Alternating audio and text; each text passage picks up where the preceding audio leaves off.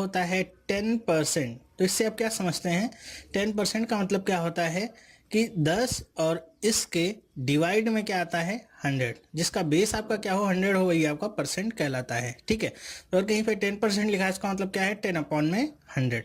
तो अगर ये किसी नंबर के साथ लिखा हो, जैसे यहाँ पे अगर लिखा हो 210 और इसको आपसे कहा जाए इसका 10% आपको निकालना है, तो आप क्या कैसे करेंगे, तो इसका या ऐसे लिखा रहता है 212 इंटू 10%। तो इसका मतलब क्या होता है 210 गुणे में 10% का मतलब 10 बटे में 100।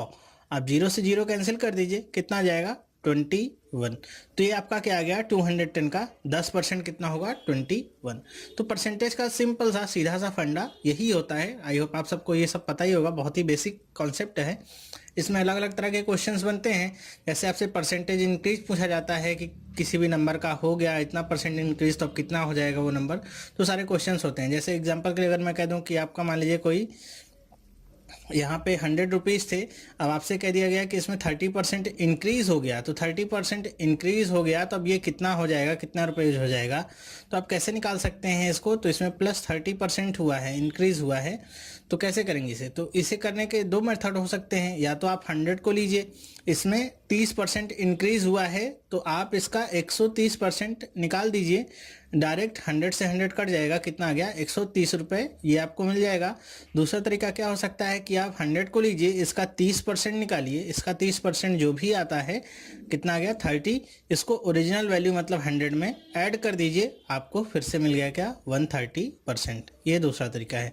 तो दोनों ही तरीके से आप इसे इजीली कर सकते हैं। ठीक इसी तरह जैसे इंक्रीज का अगर आपसे पूछा जाए डिक्रीज हो गया तो कितना, जैसे 100 रुपीज़ में 30% डिक्रीज हो गया, तो डिक्रीज के लिए भी आप क्या कर सकते हैं 100 में से 30 को माइनस करिए, कितना आ जाएगा 70 अपॉन में 100, तो डायरेक्ट आपको मिल जाएगा, कितना मिल जाएगा वो 70 रुपीज़ मिल जाएगा। ठीक है, तो इस तरह के क्वेश्चंस आपसे पूछे जाएंगे, तो इस तरह के क्वेश्चंस को आप आसानी से सॉल्व कर सकते हैं परसेंटेज के कॉन्सेप्ट का यूज करके। चलिए हम देखते हैं क्वेश्चंस को, और उन्हीं के जरिए हम समझने की कोशिश करेंगे कि कैसे कैसे आपके क्वेश्चंस आएंगे और उन्हें कैसे आपको डील करना है। देखिए पहला क्वेश्चन आपके सामने है, कह रहे हैं कि 15% of A equals to 20% of B, then 25% of A is equal to what percent of B. कह रहे हैं कि 15% जो ए का है वो 20% बी के बराबर है, तो 25% जो ए का होगा वो बी के कितने परसेंट के बराबर होगा। ध्यान रखिए आपको परसेंट में वैल्यू पूछी जा रही है, तो कैसे आप निकाल सकते हैं। देखिए जब भी आपके सामने परसेंट आ जाता है तो आपके लिए कंपैरिजन करना किसी भी वस्तु के लिए बहुत ही ईजी हो जाता है। और ये परसेंटेज का कॉन्सेप्ट हम सीख रहे हैं, ये आपको सिर्फ एक चैप्टर में ही नहीं, ये आपको profit and loss, mixture, alligation, SI, CI और डीआई जैसे महत्वपूर्ण जो टॉपिक्स हैं सब में बहुत ही ज़्यादा हेल्प करने वाला है। तो देखिए कैसे करेंगे हम, यहाँ पे हम लिख देते हैं कि 15% of A is equal to what 20% of B. तो आपसे पूछा क्या गया है 25% ऑफ ए, ये कितने परसेंट होगा बी के। ठीक है, मान लीजिए हम यहाँ पे ले लेते हैं x% ऑफ बी। बस आपको क्रॉस मल्टीप्लाई कर देना है, आपको आंसर मिल जाएगा। क्रॉस मल्टीप्लाई करके आप आसानी से आंसर को निकाल सकते हैं। देखिए कैसे करेंगे, क्रॉस मल्टीप्लाई करेंगे तो क्या आ जाएगा 20 गुणे में 25, ये सारे परसेंटेज में आपकी वैल्यूज़ हैं, अपॉन में 15।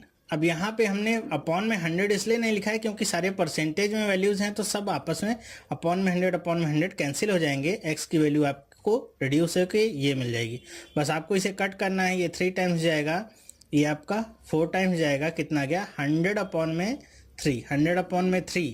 अब इसे आप अगर आंसर में दिया गया है 100 अपॉन में 3, तो आप इस फॉर्म में भी लिख सकते हैं, ये भी आपका एक आंसर लिखने का तरीका हो गया। दूसरा, अगर इसे 100 अपॉन में 3 नहीं है 33 होल 1/3 के रूप में दिया गया है, तो इसे आप इस तरह भी लिख सकते हैं। ठीक है, तो जैसे भी आपको आंसर दिया हो आप उसी हिसाब से इसे लिख सकते हैं, करना एकदम ऐसे ही है। जो भी आपसे परसेंटेज इक्वल करने को कहे आप इक्वल करेंगे, जो पूछा जाएगा आपको क्रॉस मल्टीप्लाई कर लेना है। 100 लिखने की भी जरूरत नहीं क्योंकि सारे कैंसिल आउट हो जाने हैं, तो लिखने की जरूरत नहीं, सीधे आपको आंसर मिल जाता है। आई होप आपको ये समझ में आया होगा। चलिए दूसरा क्वेश्चन देखते हैं। A person salary has increase from 7200 to rupees 8100, what is the percentage increase in his salary. कह रहे हैं कोई पर्सन है जिसकी पहले सैलरी कितनी थी 7200 रुपये थी, अब इंक्रीज होके हो गई 8100 रुपये। तो बताइए कितना परसेंट इंक्रीज हुआ है। ध्यान रखिएगा, रुपए में वैल्यू नहीं पूछा है, परसेंट में वैल्यू पूछा है, कितना परसेंट इंक्रीज हुआ है। तो कितना परसेंट इंक्रीज हुआ है कैसे निकालेंगे आप देखिए, आपको दोनों के बीच का डिफरेंस निकालना होगा। 72 और 8100 का डिफरेंस कितना आ गया, 900 रुपीज़। ठीक है, और आपको अपॉन में या बेस में वैल्यू क्या रखनी है, जहां से इंक्रीज हुआ है। कहां से इंक्रीज हुआ है, 7200 से इंक्रीज हुआ है। तो अपॉन में 7200 इंटू में क्या रखेंगे, 100। कट करिए, ये आपका 8 टाइम्स कट हो जाएगा, कितना गया, 100 अपॉन में 8। या दूसरे शब्दों में अगर इसे आप लिखना चाहें तो इसे आप लिख सकते हैं 12.5% ये इंक्रीज हुआ है उसकी सैलरी में। देखिए दूसरा यही क्वेश्चन कुछ दूसरे तरीके से ऐसे भी दे सकता था, कैसे कि आपसे दिया जाता कि किसी पर्सन की सैलरी मान लीजिए x थी, उसकी सैलरी को 12.5% बढ़ा दिया गया और वो अब कितनी हो गई, 8100 रुपये हो गई। तो बताइए उसकी सैलरी पहले कितनी थी। तो इसे आप कैसे करते, तो इसे करने का सिंपल सा यही तरीका होता कि आप मानते क्या कि x का कितना परसेंट बढ़ाया आपने, 12.5%, मतलब 112.5% इज इक्वल टू 8100। बस आपको क्रॉस मल्टीप्लाई कर लेना था, यहाँ पे हो जाता 8100 इंटू में 100 अपॉन में 112.5। इसे आप कट करेंगे, कितना आ जाएगा, 7200। ये आपको वैल्यू मिल जाएगी।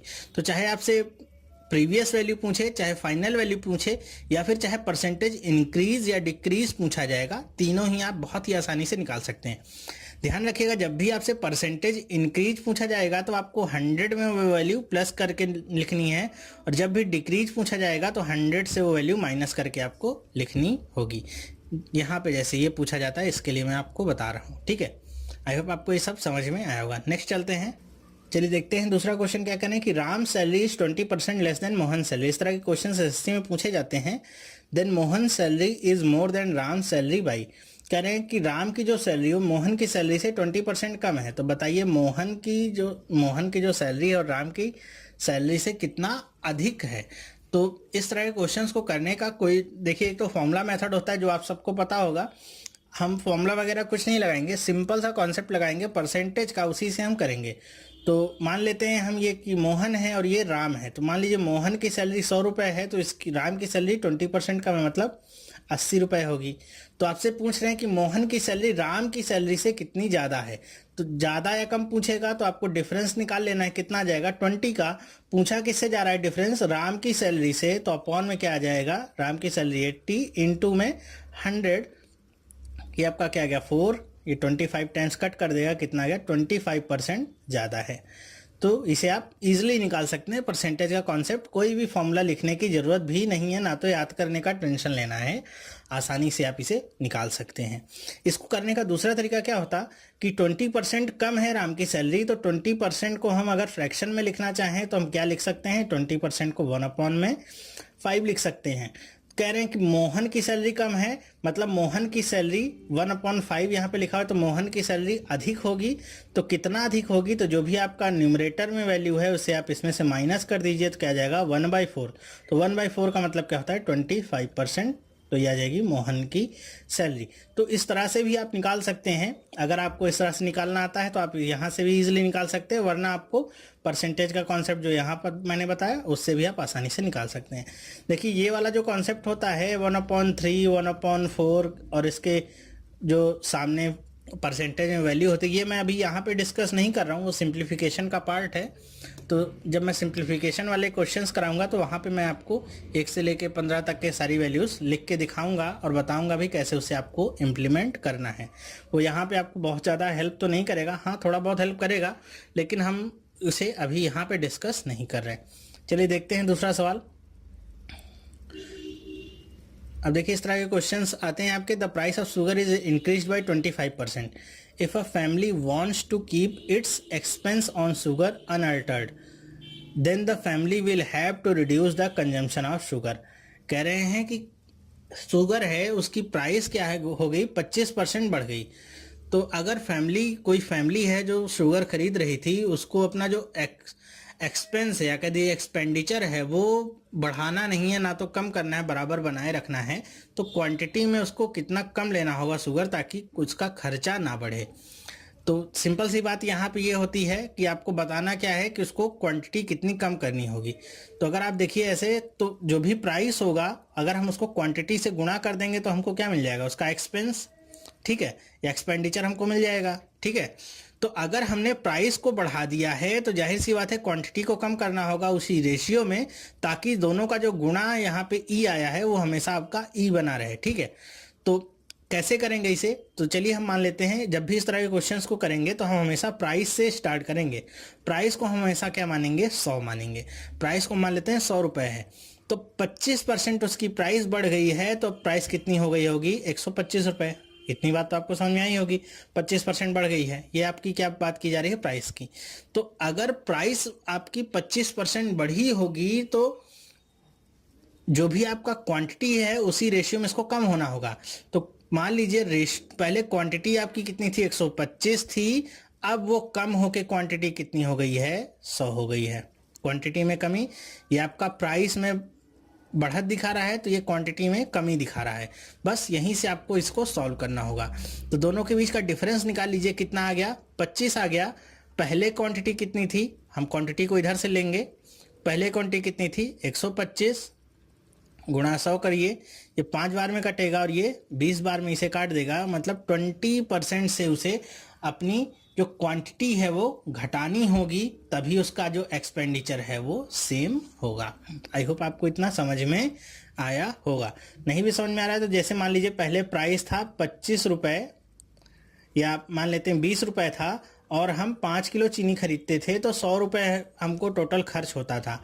अब प्राइस उसका बढ़ गया है, 25 रुपये हो गया, तो हम 4 किलो ही चीनी खरीदेंगे, जिससे हमारा जो खर्चा है 100 रुपये बना रहे, ठीक है। खर्चा 100 रुपये बना रहे तो हमको यहाँ पे क्वांटिटी में कम करना होगा। तो वही हमको बताया जा रहा है कि अगर 25% हमने प्राइस बढ़ा दी है तो क्वांटिटी को कितना परसेंट कम करना होगा, तो ये आ गया 20%। इसको आप हमेशा ऐसे ही करेंगे कि जो भी आपको प्राइस दिया, प्राइस आपको नहीं भी दिया है तो आपको प्राइस से लेके चलना है कि 100 रुपये उसकी प्राइस है, कितना ज़्यादा या जितना कम होगा उसको आप दूसरी तरफ लिखेंगे। और क्वांटिटी को आपको पीछे से लिखना है कि क्वांटिटी आपकी अगर पहले 125 रही होगी तो अब घट के कितनी हो गई होगी, 100 हो गई होगी। आपको डिफरेंस निकाल लेना है, पहले की जो क्वांटिटी थी वो लिखनी है, इनटू में 100 करना है, आपको आंसर मिल जाएगा। ध्यान रखिएगा ये वो केस है जब आपका ये देखिए एक्सपेंस आपका सेम है, मतलब एक्सपेंडिचर आपका बदला नहीं है, वो सेम बना हुआ है, वो वाला केस है। नेक्स्ट देखते हैं। अब देखिए उसका दूसरे टाइप का क्वेश्चन है, इसे हम देखेंगे कैसे करेंगे। इसको करने के आपको बहुत सारे तरीके पता होंगे, फॉर्मूला भी पता होगा। मैं यहाँ पे आपको एक बहुत ही अलग मेथड दिखाऊंगा करने का, बहुत ही आसान होगा, बहुत तेज़ी से आप कर सकते हैं इसे।